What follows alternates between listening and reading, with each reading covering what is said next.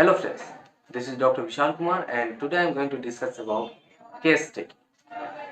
Case taking is the procedure of taking all the information from the patient which helps us for selecting the minimum medicine in homeopathy. In the case taking, there is all the information, all the details of the patients are included.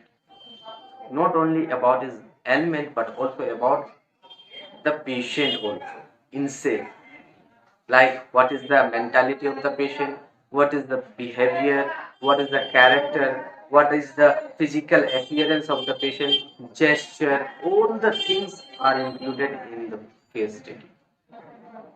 And the case taking helps us reaching towards the minimum of medicine.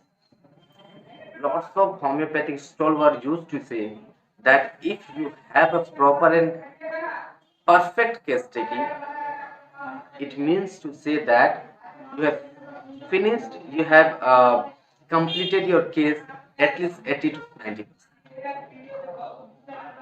Why it is said? Because your perfect case taking decides that the treatment is going to be in which way.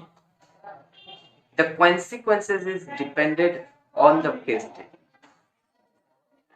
Is it going to be cured or not?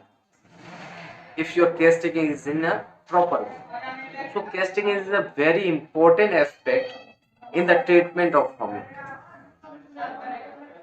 So let's start. What are the things included in case taking and how we start taking the case?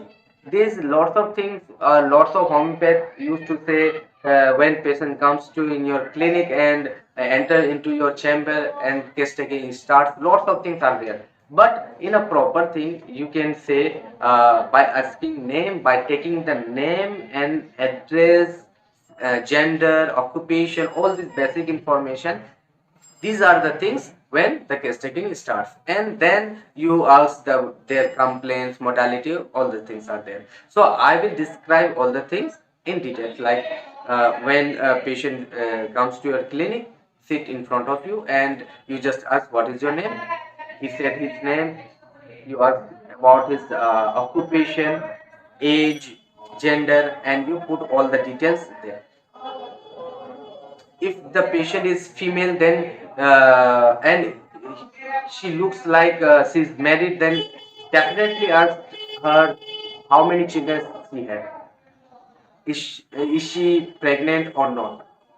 Because this information is very important in that time when she comes to your clinic.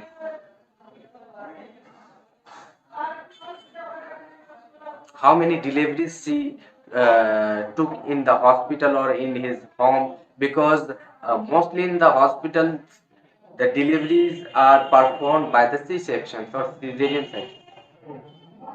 So how many children she had and how many children are born by normal delivery or cesarean delivery. So all this information is very important if the patient is female. What is the occupation of the patient? If he is male, then asked about his occupation.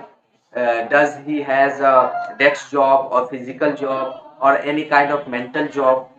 Like if the patient is teacher, then he has a mental work, because teacher used to put his brain into the work. Is he a lawyer? Is he any kind of job where he has to work like a mental condition? Isn't there?